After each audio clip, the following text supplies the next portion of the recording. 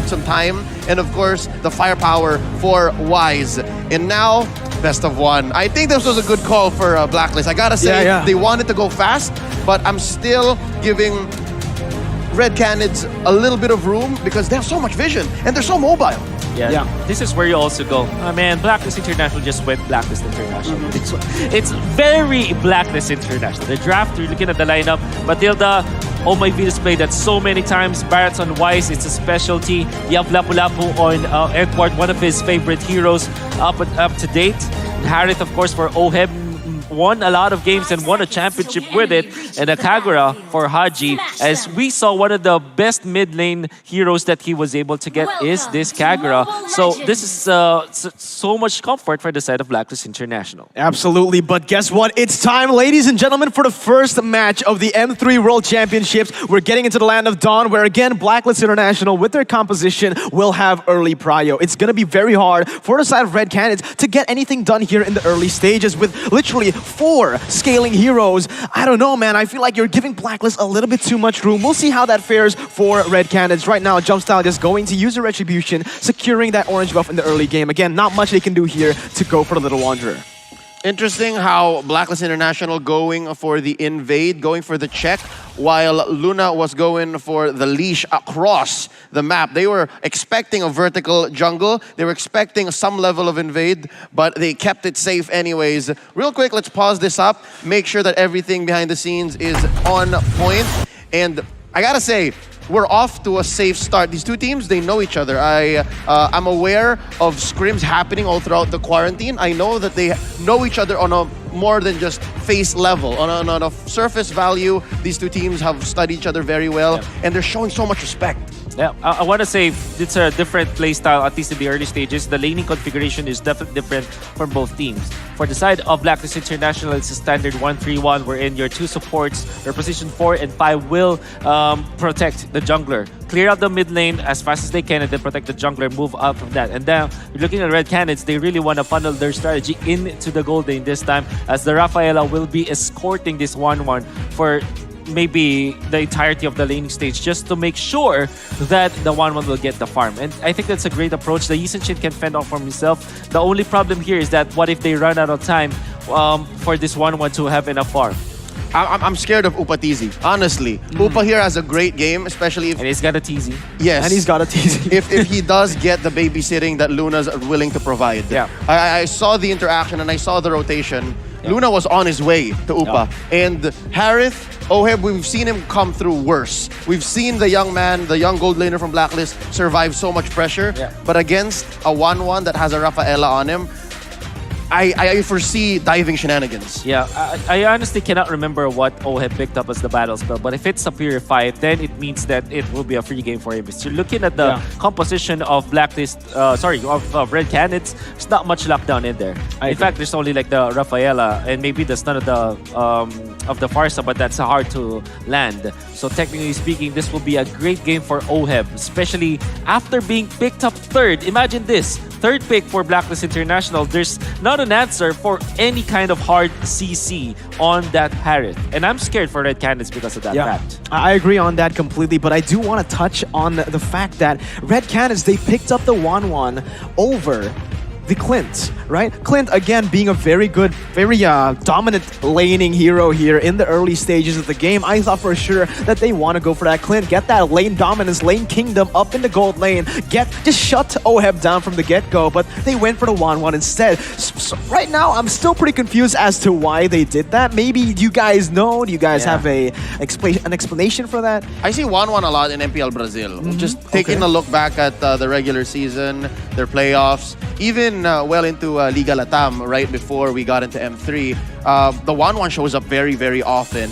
And it's either that or the side lane mages like Lunox, which is often banned, as you saw earlier here, right? Yep. So now back into the game, you can see that, yes, Luna is going to be babysitting Upa TZ. But just the same, Oheb, he's not having a good time only because Blacklist's about to just rotate. Check this out. Yeah, there you go. Haji goes in. Unfortunately, unable to do anything here. Blacklist will just go ahead and try to take that gold buff right now. Will be able to secure it as Jumpstyle doesn't have the retribution just yet. Blacklist International so far right now with a 10 gold lead. Just a very, very small gold lead, but a turtle cam right there presented to you by TikTok Live as we are perhaps going to go into another pause for now here, Leo. Love the huge swing. That visit by Luna was timed well by Blacklist International, so they were able to bother the Rafaela and the 1-1 up top, open up this first turtle at about 2 minutes, as you can see right on the pause. Between the Uranus and the Lapu-Lapu, that's why Lapu-Lapu is so strong in this metagame, in any metagame, is because in the XP lane, he's nigh unbeatable. Bravest fighter at minute 2 is disgusting. It is. It really is disgusting. But unfortunately, we do have another technical pause here from the side of Blacklist International. We can see a little bit of frustration actually from Luna right there. Maybe getting, the emotion, the mental game is huge here, even in the best of one. So we'll see what happens here. But so far, Blacklist are the ones to initiate another technical pause. This does give us a little bit more time to, speak on the drafts here, right?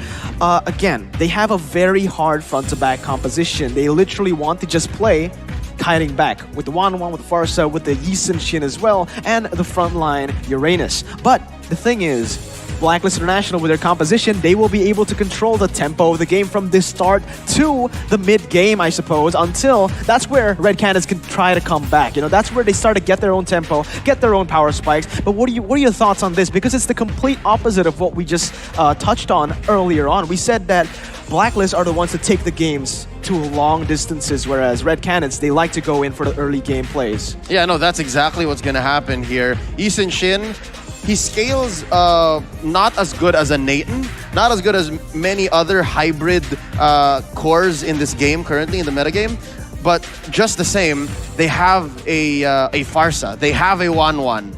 And it sounds like I'm about to say something good about Red Canids, but actually, all of these heroes are great targets for the Circling Eagle. Great targets for the Detna's Welcome. And 4 out of 5, it's only really Akashi who should not be hit by the Bravest Fighter, but almost anyone can be one off of a duel by Edward on the Lapu-Lapu. Yeah, there's a chain stun coming up from Blacklist International. We can see, like you said, Circling Eagle, Detna's Welcome. Good single target lockdown for sure, and then you have Lapu-Lapu, good initiation, especially good backline gap closer, the Lapu-Lapu. And then the Kagurov obviously is your AoE. If you're looking at Red Canids, it's not about just the lockdown. In fact, they only have the Rafaela as their hard stun here, and it's not gonna be good. However, they have so much damage in their party. Imagine Yisun Shin as well as the Farsa. This is good coverage, almost global presence in there. High reach as well, big amount of damage from long distance. It means that if they do catch Blacklist International off guard, it will be a treat for them. That might be one thing. That might be one thing that Red Canids has over Blacklist, the range. I can see certain situations wherein Blacklist is chasing, and because of that holy healing, Red Canids just gets away with a lot. I guess that's why I remember now seeing some MPL Brazil matches wherein the scoreline would be something like 2-3 in 15 minutes. Oh. Well, it's because they play so safe, Red Canids specifically. So I guess that's why they get into their rivals' heads. Vivo K-Star so much. That's why they keep winning those big grand finals, because they understand. They know the cat and mouse game. They understand the dynamic. Yeah, they're basically playing to wait for the mistakes to come from their enemy, from their opponents here. But yes, we're still in a technical pause right now. I do want to remember everyone back at home who are watching, please do be patient with us. Obviously here at the M3 World Championships, fair play is the #1 priority. So if there are any connection issues or maybe just any issues whatsoever, we want to get that through first. That's why the pause is here. So please do be patient with us, everyone who is watching. We are just as excited as you to get into the games as well. Yep, hopefully this is the first of the last that we go through. Yeah, because this is again just a best of one, ladies and gentlemen.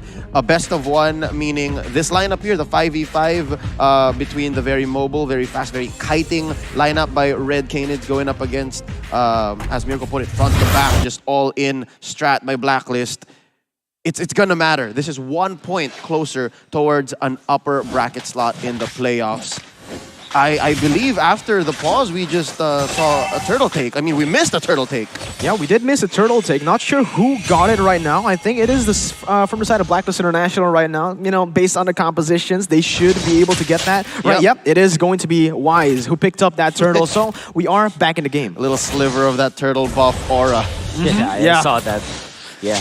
We caught that a little bit right here, but again, both teams just playing it really, really safe right now. Blacklist International with their early game composition, they don't really want to go for crazy fights on the board. But wait a minute, Zaman Force has been popped. It's going to be Lupatizi instantly just taken away, and that's going to be the Razor First Blood, super sharp coming in. Luna could only watch. There's only so much you could do as a Rafaela in that moment. Like, holy healing, yeah, I'll heal you, what, an eighth of your health? And he couldn't get away. And this is what Wolf was talking about earlier. The firepower and the lockdown from Blacklist International just miles ahead. Oheb gonna catch here a little bit of Luna's ult. Jump style to the rescue, could not lock on Oheb. Yeah, but wait a minute though. Blacklist International trying to rotate already to the top side. They're going to go and opt to go for this gold buff instead. Again, Red Canids, they're playing it super safe like we mentioned earlier. Maybe a little bit of an overposition from the side of Upatizi just now, but just immaculate and just beautiful, beautiful rotation from the side of Blacklist International, catching their opponents off guard. Again, now rotating to the mid lane and waiting, setting up for that second turtle of the game. Interesting how the turtle just came back to its original spot. So as random as this is, it's great. Oh! Yeah. Circling Eagle! Circling Eagle already onto Upatizi. Seems like a little bit of a miscommunication right there as Blacklist International. They didn't really want to go for that. Venus went in, tried to go for a little bit more damage as they set up towards the turtle. Wise already hitting on that. And Frost needs to be careful here. We'll just try to, withstand the wave, try to handle and keep the wave at bay. Mountain Shocker just in time to see Blacklist take it. Turtle Slain brought to you by the STB. Now, Red Canids putting a little bit more pressure up top. Yeah, there you go. It's going to be the Oheb coming in for the Zaman Force, but look at that. The crossbow tank has been popped. Oheb caught very, very low right now, but he's going to be taken very low as well. Yin Yang overturn and the Circling Eagle will be able to get the kill back onto Upatizi. 0-0 right now in the 5th minute of the game. I keep talking about the whole Red Canids just kiting Blacklist International, but it seems like it's a switch of roles here because it's Canids who keep walking into Blacklist. Now another fight in mid, not gonna happen, not gonna blow up just like that because it's the wrong configuration of heroes. There's no lockdown. Luna is not here. Luna's not here to stun Blacklist, and wow, look how much work Blacklist put into this mid lane turret already. Yeah, look at that. Holy Baptism is able to connect onto Edward. Unfortunately, there is a guiding wind to get him out of that one. Red Canids already now 1,000 gold behind a Blacklist International just from the pickoffs and the turret gold alone. Again, like you mentioned, that mid turret has been taken down quite a bit, and they have already started to rotate here to the top side. With them trying to go for a pickup, maybe Zaman Force has been popped. Venus not in the position to go for the Circling Eagle, but that's what they wanted, just the turret, and they are playing this really, really smart, really, really intelligently as they will make their way to the mid lane once again. Haji opening up the map for us, Wise and Haji taking down the second turret of the game. So clean, Blacklist International eating good here. Wise goes ahead, steals that orange. That's his welcome now, going in. It's in a 1v4. Crossbow tank has been popped, but Wise in a 1v4 is able to win. What is going on, man? The backup coming in from Edward as Luna will be able to finally pick off Wise. It is a 3-for-1 trade for the side of the Filipinos. One, because Luna's passive just took Wise out on the way, despite the guiding winds getting him back. But you're right, like, the first 2 minutes was relatively close, but Blacklist knew exactly what they needed to do. They isolated the XP lane. They foresaw the pressure that was going to be put on Oheb because of how early it is. And Wolf, here's the answer to your question earlier. It's a flicker. Yeah. It's not a purify yet. Oheb is still dominating. Oheb is still winning. And I think it's also because he knows that he had backup. Yeah. We can see from the instant replay, Jumpstyle already committing his dash. And he can even like confidently hit onto Wise because he's looking for Edward. Edward snuck in at the right moment. Just the moment he saw that Heesun Shin, he popped his combo and Heesun Shin is gone. Especially because the dash is already used. Yeah, this is basically Blacklist International in a nutshell. They suffocate their opponents, right? They use the little bit of pressure everywhere on the map to just slowly but surely take you out of the game. And right now, that's exactly what they're doing. Just clean, crisp gameplay, playing all the side lanes properly. Wave control is just amazing from this team. But look at that, in the top side, they are already going for the engage. Yin Yang overturn, connecting onto Upatizi, still able to get away with that Aegis. But the pressure is up for the side of Blacklist International. They will be able to pick up the third turtle and that orange buff as well. 100% turtle take rate. Jump style is hungry. Jump style, lucky to get his purple because again, back to back to back, turtle has spawned here on the lower quarter of the map. And right now, top lane, Oheb is just, look at this. Oheb versus Luna couldn't even protect the turret. This is Frost just doing damage control. He knows something's up. He knows they're in trouble. Because they can't see Edward. Oh, Edward isn't even part of this fight. There's one happening down bottom. Yeah, they're playing the side waves really, really well, but wait a minute, it's gonna be Oheb jumping in with his Zaman Force, jumping all the way, has the flicker ready, but it's gonna be jump style instead, taken down. Luna forced to back away, and again, Blacklist suffocating their opponents, playing it so well, getting the 1-for-0 picks all across the map, all from that wave control, man. That wave manipulation is now, but the airstrike will be used to try to clear the wave as Akashi goes back in. Venus, caught in the bad situation, needs to be careful here because that is a 4-man gank. Oh my, Venus going for the circling eagle, unable to get away, and that's going to be one picked up by Upatizi. Not sure if it's worth it, but obviously, Oh My Venus played it to isolate mid to get that push, close to taking it down, opening it up for Wise down bottom, despite the man-to-man defense by Akashi. So overall, a life for a turret this early on, 9 minutes in the game. I'd say it's worth it. But there's something with this map, there's something with this best of one because Lord is also going to be on the lower quarter. So I guess that's why they tried to open up these two side lanes to get just as fast a major objective as possible. Akashi just pushing back the rest of Blacklist International. Wise more than happy to welcome him. And Orange once more, denied. Because Wise is level 13 and Jumpstyle is just level 11. So the retribution for Wise is definitely much stronger. And you saw how Red Canids really just crumbled to that pressure. I mean, Jumpstyle even called his supports for that orange buff, but they weren't able to make it. So much real estate that they're losing at now for Red Canids. And I would say this is not the way you play Uranus, because the way that you play Uranus is always far forward against your team. Split pushing, maybe getting 2 lanes, just cutting the creep wave, you know, the Kenji play that he was trying to do. I mean, I think only the Filipinos know about the Kenji play, but basically it's a Uranus that cuts 2 lanes of minions in the opponent's base. We saw the Kenji play at M2. That's right. It was in the last World Championship, so it's basically just a deep cut. Yeah. It's a deep cut, but I think it's too late right now, not the perfect timing. Look at this, Red Canids putting their own Ube. This is the Brazilian Ube.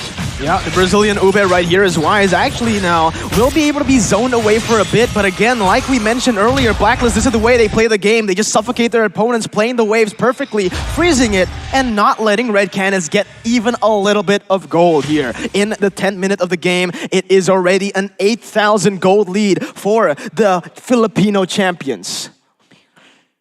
This is gonna be crazy. You know what you saw from Red Canids? This is the second time that they tried to go for like a lot of players. The first time they did it was 3 heroes around the orange buff, and then they did 5 heroes around the purple buff. You have to take note, buffs get stronger the more heroes around there is. And that meant that Wise can just bully them. They were grouped as 5. Jumpstyle will not be able to just like normal attack the purple buff and then rely on its retribution, because unfortunately your normal attacks will deal less damage and your retribution will always not trump Wise, because Wise is already level 15 and Jumpstyle is level 12. So that's a checkmate by 1 hero against 5 of Red Canids. Not to mention the tick on Wise's passive on the knife. On the Hunter passive. Yeah. He just ticks faster. So Blacklist International, if they decide to take something away from Red Canids, it's just almost easy pick. It's like taking candy from a baby. It's difficult. So Red Canids are trying their best here to recover, pulling their own version of the Ube. All 5 in mid. Mountain Shocker just to check where everyone is, and they see, oh no, they see that Blacklist is going for the Luminous Lord. Man, they're so smart with this stuff, man. Look at that. They set up the slow push perfectly, timing it when the Enhanced Lord comes up, and there you go. There's just no response from Red Canids. They can't do anything at this point. If they do try to contest, they're surely going to be wiped out. And there you go. There you have it. Blacklist International with the Enhanced Lord and a 9,000 gold lead in the 12th minute of the first game here at the M3 World Championships. 2-6. I just gotta say the kills that they got on Blacklist were, one was a distraction kill, the other was just a deep dive by Wise. So far I can say Blacklist International hasn't committed any errors. This is a clean game for them. Yeah, definitely. Only Blacklist International, they're very famous with their Matilda Airlines, and Oh My Venus really dons that Matilda. And we were talking about how this will be like a duo or a trio in the mid lane, wherein the supports and the jungler will join out together and just get kills and make the plays on the map. Look at both the position 4 and 5 of Blacklist International. Both of them have 100% kill participation, right? This is how you can say that your support duo is doing wonders. It's insane, honestly, right now with the Enhanced Lord marching that top side. Venus will try to zone them away from this, but he's got to be careful because Red Canids, they have the abilities ready and up right now. But the airstrike being used, but Enhanced Lord will march into that inhibitor turret. There's nothing Red Canids can do as of this moment. They're going to be able to take that inhibitor turret and that tier 2 in the mid lane out for nothing. There is nothing on the board for Red Canids to do or even trade for. Top lane already penetrated. Bottom gonna follow through.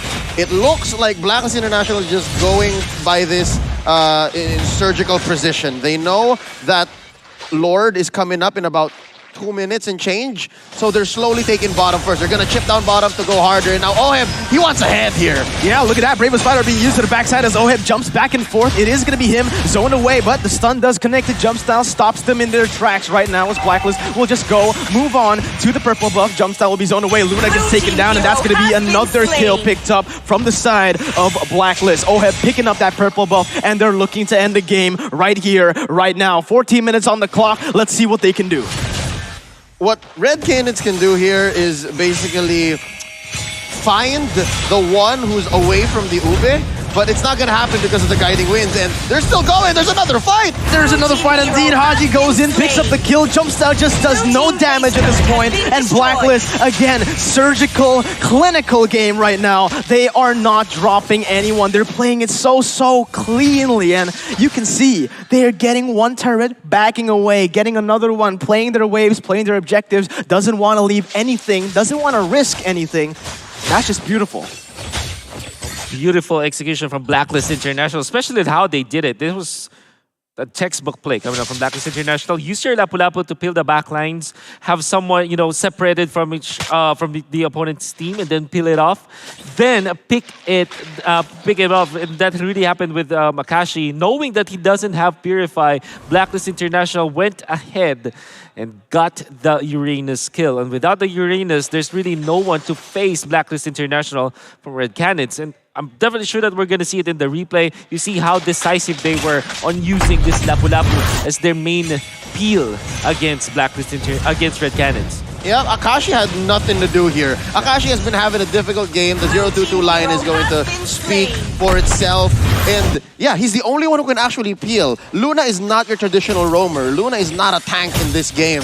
And a holy healing on a Uranus that was bullied for a majority of this game, maybe for 12, 13 minutes so far of the 16-minute bout. It's hard. So what's Akashi to do? I'm also curious because I'm sure he's getting the call here to say, okay, try to go find Oheb, try to go find Venus, take as much as you can from them, and then distract him so that maybe Jumpstyle can go find the kill and open the map up for Frost. And that's a blessing in disguise, I think, because Frost hasn't died yet. So Frost is playing a good range game, but for how long can they do this? Because now Haji just picked up the Divine Glaive. He's gonna hurt all the more. Yeah, that's the thing, man. Uranus is a good front line. If you let him scale, if you get and shut him down all the way from the early stages, he is very squishy, actually. He has that regeneration from his ultimate, but still, he is very squishy here. And as you can see, Blacklist once again plays and is going in for the team fight here. Strictly Eagle onto Luna. Not much going on right now as Red Canids still able to go away, but Edward jumps in for the Bravest Fighter all the way to the backside. Winter Truncheon still there as Jump Style actually picks up a kill onto Haji. Upatizi now going in for the kite, going in for the crossbow. Tang doesn't get it, and he's taken very low. It's going to be Oheb picking up the kill. Akashi running for the hills right now as Blacklist International are trying to go for it. That's his welcome beam pop. Not going to be able to connect onto him, but it's going to be Akashi running for the hills. It is the circling eagle to lock him down in place, and there's a Mount Force to finish him off. The killing spree now for the side of the Filipino gold laner. Gotta appreciate what Akashi was doing, and we were wondering what's Akashi to do. There's the answer. Just distract Blacklist International, but he can only do that for so long. There's only 2 defenders left on the side of Red Canids. There's no way Luna's gonna survive this. It's a 2-man assault. Jumps out, the only one left. No way, dude. Jumps out, jumps in. Winner's Truncheon is just there as Oheb gets away. Not for long, though. He's going to get shut down, and that's going to be Red Canids still able to defend the game for now. But at what cost? They've lost everything at this point, and the Enhanced Lord is up for grabs for Blacklist International. Wolf, any thoughts on that fight? That was Red Canids surviving by the skin of their teeth, but Blacklist International playing it so well. Fortunately for Edward, he missed his combo just because of the... We call it the skateboard for the Sinchins. Boosts up his speed. That's why he was able to dodge the combo of the Lapu-Lapu, but it won't matter as much. Yeah, they will survive for maybe a few minutes more, but Blacklist International will get the second Lord of the game. This will jump through the composition, the base building of Red Canids, and that's gonna be deadly. Red Canids needs to keep Frost safe for now, so that they will have the wave clear that they needed. Good shutdown from Frost. As they were able to, look at this. Look at how Jumpstyle was able to get out of there. Freestyling over Edward. And he actually stunned the right guy, which was Oheb. Followed up with his feathered airstrike. In all due fairness for Red Canids, that was a nice defense on their part. Yeah, right now, as we're looking at the game, honestly, if the later the game goes, the more it is going to favor Red Canids, but are they going to be able to withstand the siege? Again, it is only their base left. Akashi getting caught, still able to dash away right now. It might be the final fight of the game here. Leo and Wolf, and the S-Track has been popped. Edward in the midst of it all, still able to take some damage as the Mount Force has been popped. Oheb now jumping back and forth, trying to deal some damage, but actually, very good defense from the side of Red Canids. Still able to defend the Lord, but it is going to be Edward jumping with the Bravest Fighter, connecting onto the damage. The Jump Style will be caught very low, but Edward will lose his immortality. Crossbow of Tang has been popped, but the base is going to be the target, and Blacklist International with the first win here at the M3 World Championships. 1 point ahead of the pack. This propels Blacklist to the top of Group A, and this is, again, just a best of 1. Congratulations, very well played. Got a little hairy towards the end there, because we saw that Red Canids were slowly ramping up their firepower, but if you're playing up against a team like Blacklist who's seen this situation hundreds, nay, thousands of times maybe in all of their training, they knew that they needed to just go in and out, time these passives. You can only win through Truncheon so many Bravest Fighters. Yeah, that's right. We saw how clinical it was in the early stages. We saw how they were able to use their supporting duo, which is perfect. And we know, they know exactly what their win condition is.